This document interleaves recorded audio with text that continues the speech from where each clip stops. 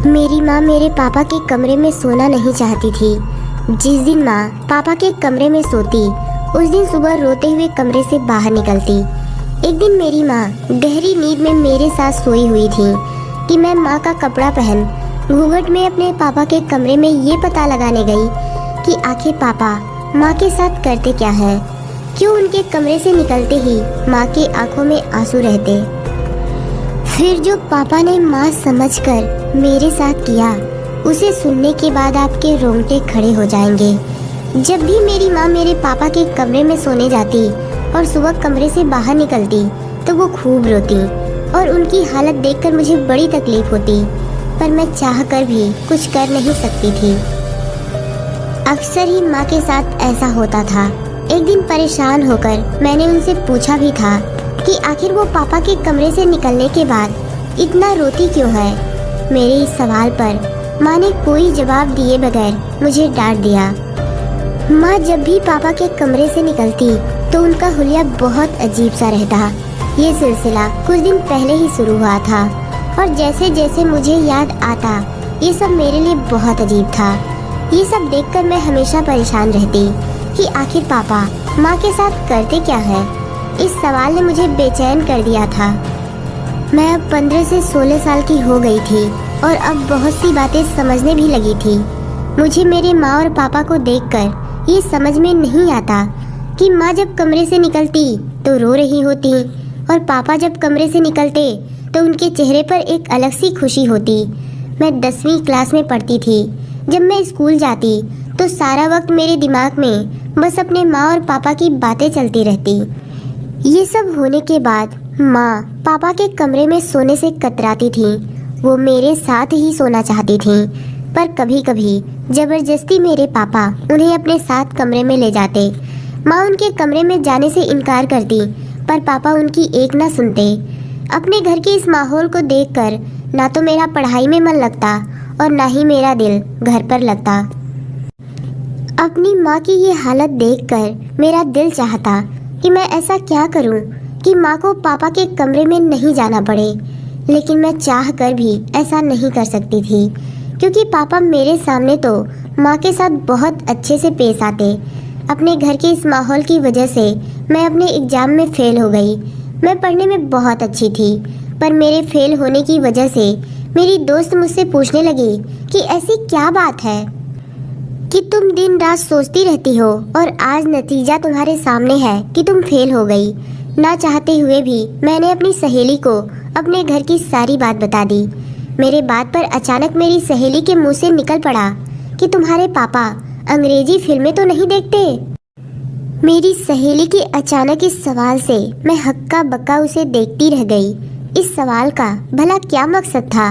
मेरी सहेली ने अपनी बातों को बदल दिया, पर मेरा दिमाग उसके इस सवाल पर आकर अटक गया कि आखिर नीलू ने ये सवाल क्यों पूछा था।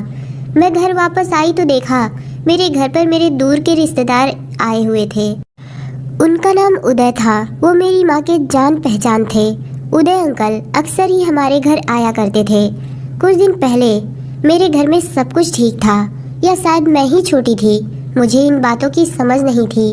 लेकिन कुछ दिन पहले से अच्छी तरह मुझे अपनी माँ की हालत समझ में आने लगी थी।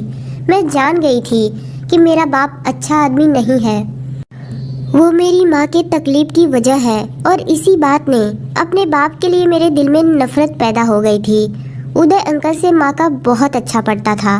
वो माँ से मिलने अक्सर आया करते थे, लेकिन ये बात मेरे पापा को नहीं पता थी कि उदय अंकल हमारे घर पर आया करते हैं।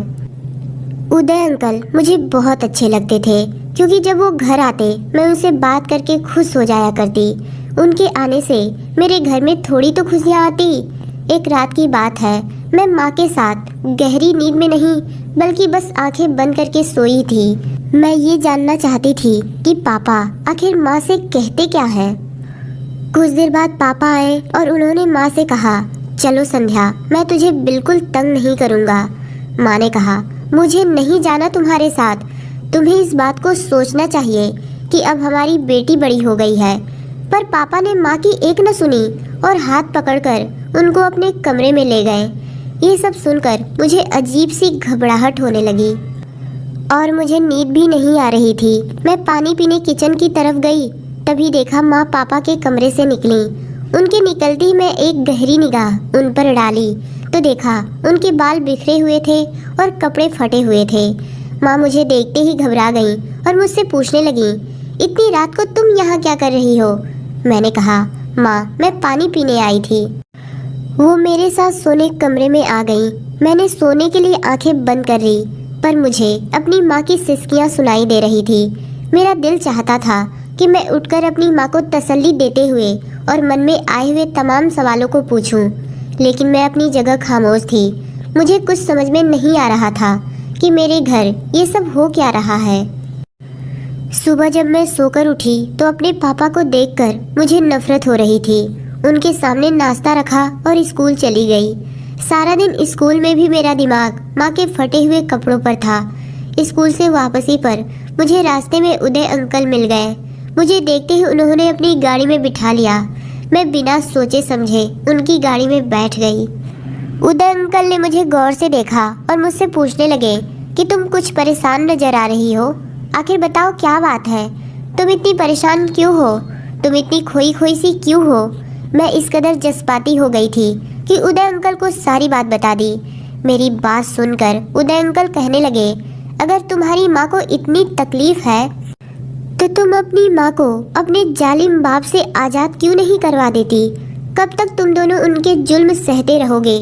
उदय अंकल की ये बातें मुझे बिल्कुल अच्छी नहीं लगी, क्योंकि मैं अपने पापा को बिल्कुल छोड़ना नहीं चाहती थी। मेरे पापा ने कभी ऊंची आवाज़ में मुझसे बात तक नहीं की थी, फिर मैं अपने पापा को जालिम कैसे कह सकती थी?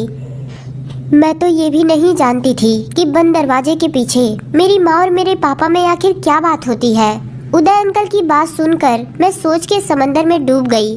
बहुत सोचने विचारने के बाद भी मुझे अपने पापा की ऐसी कोई बात याद नहीं आई थी जिससे मैं उन्हें गलत साबित करती। अलबत्ता माँ की तड़प और उनकी हालत ही पापा को जालिम साबित करती थी, वरना और कोई ऐसी बात नहीं थी जिससे मैं अपने पापा को गलत साबित कर सकूं, क्योंकि वो मेरे साथ बहुत अच्छे से पेश आते थे। जब मैं घर पहुंची तो बहुत थकी हुई थी, इसलिए आराम करने कमरे में चली गई। माँ को पापा के कमरे में गए हुए कई दिन गुजर गए थे। पिछले कई दिनों से माँ मेरे ही साथ मेरे कमरे में सोती थी। जब माँ मेरे साथ सोती तो उनके चेहरे पर एक अलग सा सुकून रहता। आज फिर पापा माँ को अपने कमरे में लेकर गए। माँ जब सुबह पापा के कमरे से निकली तो उन्हें ठीक से चला भी नहीं जा रहा था। वो एक पैर जमीन पर घसीटते हुए बड़ी मुश्किल से चल रही थी। उनकी ये हालत देखकर अचानक मैं पूछ पड़ी, माँ तुम्हारे पाँव में क्या हुआ है? वो कहने लगी, छोटी छोटी बातों पर ध्यान मत दिया करो और दिल लगाकर पढ़ाई करो। अगर इस बार भी तुम फेल हो गई तो तुम्हारे पापा उसका जिम्मेदार मुझे ही ठहराएंगे।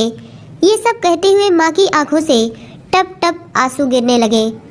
मैं चाह कर भी अपनी माँ के लिए कुछ कर नहीं सकती थी। खैर, सुबह जब मैं नाश्ता लेकर पापा के पास गई तो वो मेरी पढ़ाई के बारे में पूछने लगे। पापा के लहजे में इतना सहज था कि मैं उनकी इस दोगली तबीयत पर हैरान थी। पापा किसी तरह सख्त और जालिम नजर नहीं आते थे, बल्कि माँ की हालत ही पापा के जालिम होने की दास्तां सुनाती थी। नाश्ता देने के बाद मैं स्कूल चली गई। स्कूल में पढ़ाई करते वक्त टीचर हमें समझा रही थी कि कभी भी पूरा सच जाने बगैर कोई फैसला नहीं लेना चाहिए। आधा सच बहुत खतरनाक होता है, जो इंसान को बर्बाद करके रख देता है। टीचर की बात ने मेरे दिमाग की एक और खिड़की खोल दी थी। मैंने सोच लिया कि अब मैं पापा का पूरा सच जान के रहूंगी और फिर अपनी माँ को लेकर पापा की ज़िंदगी से बहुत दूर चली जाऊंगी। मैं लगभग अपनी माँ की तरह ही दिखती थी। मैं उम्र में 15 से 16 साल की थी, पर बिल्कुल अपनी माँ की तरह थी। अगली रात मैंने माँ को नींद की दवाई देकर अपने पास सुला दिया और माँ की साड़ी पहनकर पापा के कमरे में चली गई। पापा के कमरे की लाइट बंद थी, बस एक डिम लाइट जल रही थी। पापा अंधेरे में मुझे माँ समझ बैठे। मेरी खुशनसीबी है संध्या कि तू खुद चलकर मेरे पास आई है। पापा बहुत खुश थे और ये कहते हुए मेरे करीब आए और मुझे बाजुओं से पकड़कर अपने बराबर में बिठा लिया। पापा के बराबर में बैठते ही मेरे रोंगटे खड़े हो गए। मैं नहीं जानती थी कि आगे मेरे साथ क्या होने वाला है, पर आज मैं पूरा सच जानना चाहती थी। पापा कहने लगे, संध्या, जब तुम मेरे साथ रहती हो तो मुझे बहुत सुकून मिलता है। तुम सारा दिन काम करके थक जाती हो, चलो अब सुकून से मेरे साथ सो जाओ। पापा को अंधेरे की वजह से मेरा चेहरा नजर नहीं आ रहा था। उन्होंने खुद ही अपने तकिए के पास मुझे लिटा दिया और मेरे करीब आकर मुझसे बातें करने लगे। वो कहने लगे, संध्या, अब हमारी बेटी बड़ी हो रही है, इसीलिए मैं अपनी आमदनी का कुछ पैसा सेविंग कर रहा हूँ ताकि हम दोनों धूमधाम से अपनी बेटी की शादी कर सके। उसके बाद पापा ने जो कुछ भी कहा उसे सुनकर तो मेरे होश उड़ गए।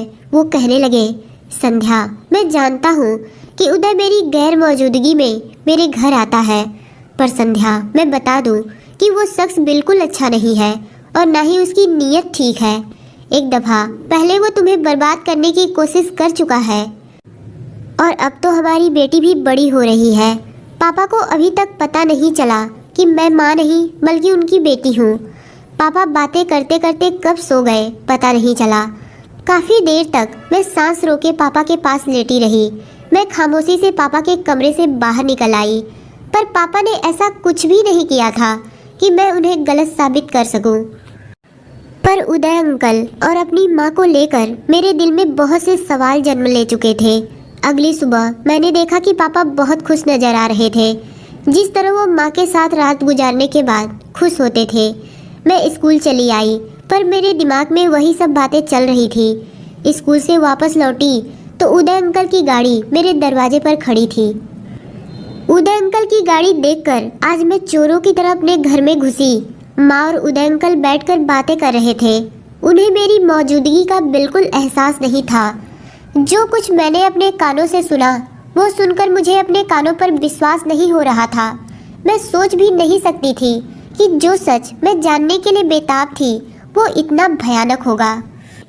माँ उदय अंकल से कह रही थी कि मैंने अपनी बेटी के मन में उसके बाप के खिलाफ पूरी तरह नफरत का बीज बो दिया है। अब वो दिन दूर नहीं जब मेरी बेटी कुछ ही दिनों में अपने बाप के खिलाफ खड़ी हो जाएगी।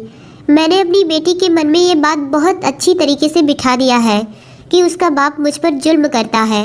एक दिन तो मैंने खुद ही अपने कपड़े फाड़ दिए ताकि मेरी बेटी को लगे कि उसका बाप किस कदर मेरे ऊपर जुल्म करता है।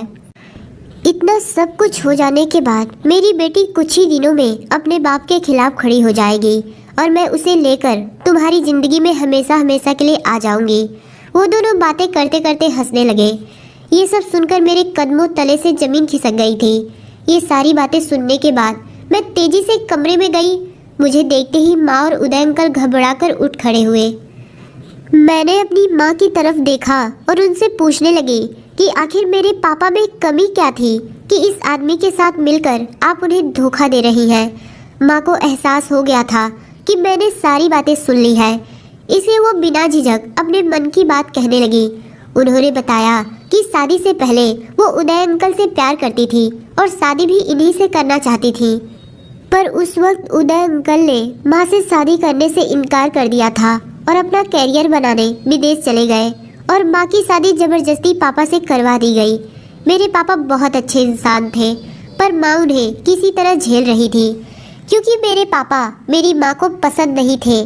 माँ की शादी के बाद दोबारा उदय अंकल मेरी माँ की ज़िंदगी में आ गए, पर ये बात पड़ोस वालों से मेरे पापा को पता चल गई।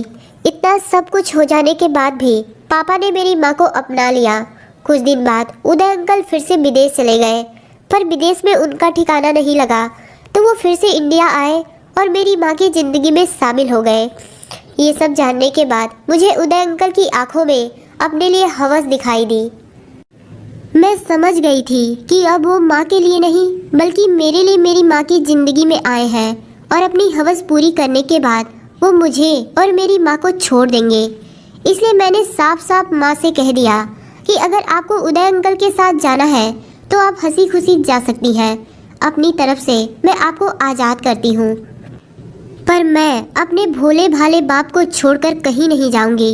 ये सब जानने के बाद मैं भगवान का शुक्रगुजार थी, क्योंकि अगर मेरे सामने ये सारा सच नहीं आता तो शायद मैं कोई गलत फैसला कर बैठती। मेरे मुँह से ये सब सुनने के बाद माँ उदय अंकल के साथ जाने के लिए राजी थी, पर उदय अंकल को जब लगा कि मैं उनके साथ नहीं आने वाली हूँ तो वो कोई ना कोई बहाना बनाकर फिर एक बार मेरी माँ को छोड़कर चले गए। माँ को जब पता चला कि उदय अंकल उनके लिए नहीं बल्कि मेरी वजह से मेरे घर के चक्कर काट रहे थे तो वो बहुत शर्मिंदा थी। शाम को जब पापा घर आए तो माँ उनके साथ बहुत अच्छे से पेश आई। माँ का ये बर्ताव देखकर पापा बहुत खुश थे। वाकई में मेरे पापा मेरी माँ से बहुत प्यार करते थे। इतने सालों बाद माँ को अपनी गलती का एहसास हुआ और उन्होंने पापा को दिल से अपना लिया। कभी कभी हम प्यार में ऐसा धोखा खाते हैं कि किसी को मुंह दिखाने के काबिल नहीं बचते।